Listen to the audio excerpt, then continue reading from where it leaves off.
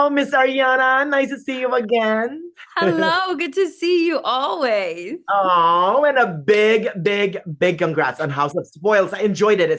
A fun old-fashioned ghost story, I think, but with a strong culinary twist. It's quite tasty. Thank you. I agree with your assessment of this movie.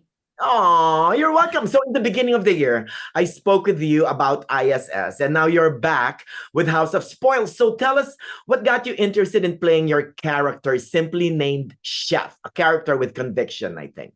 Yes, she is a character with conviction. I loved reading the screenplay. And one of the first things I noticed was that she was literally described as chef. She had no other name but that. And I think there's a lot of people who can relate to that, who feel defined solamente by their work. Like that's it, you know?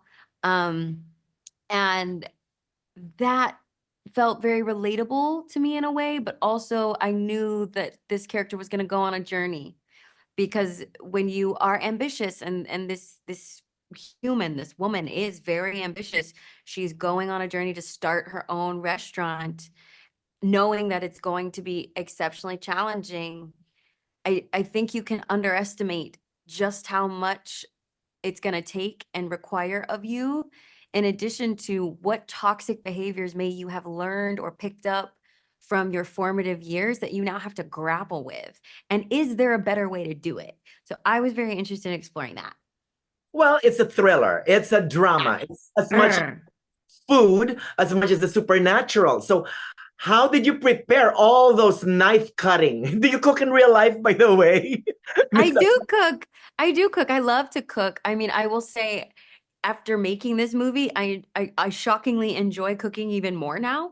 One of my favorite things to do is literally like meal prep and chop vegetables just Yeah. all day. I find it very meditative. Um, but Without I cutting did your finger. without cutting your finger. Honestly, safety first, you guys. Know your knife so well you could cut blind without cutting your finger.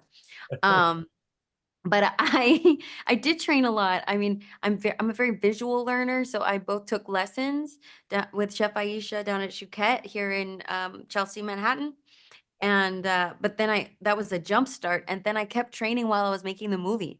So Zoe Hegadush, our food stylist, you'd know her work from Midsommar. Um, she helped teach me all of the recipes that and the plating that you were going to see in the film. And I also kept my knife skills going throughout the making of the movie, which was very helpful. But I also watched a lot of documentaries, a lot of Chef's Table, a lot of Top Chef, and read a lot of interviews to try and understand the female perspective or the female psyche in this work environment, because that is really what we're talking about in this movie. Do you believe in the supernatural, Miss Ariana? Absolutely. Yes, so do I. The I Roll do. House of Spoils streams on Amazon Prime on October 3rd. What do you hope for viewers to get after watching the film? You know, I hope they have a wild ride. You know, I hope that they will not judge a book by its cover. And I hope they get on board with Chef and like spend a little time in her shoes because I think they'll find themselves in her journey. And also my castmates, Ariane Moayed and Barbie Ferreira, like they are spectacular in this film. And they were my rocks during the making of the film. So I can't say enough about how great I think the process of making the film was. And I think the experience of watching it is both disgusting, thrilling, and kind of beautiful. So, yeah.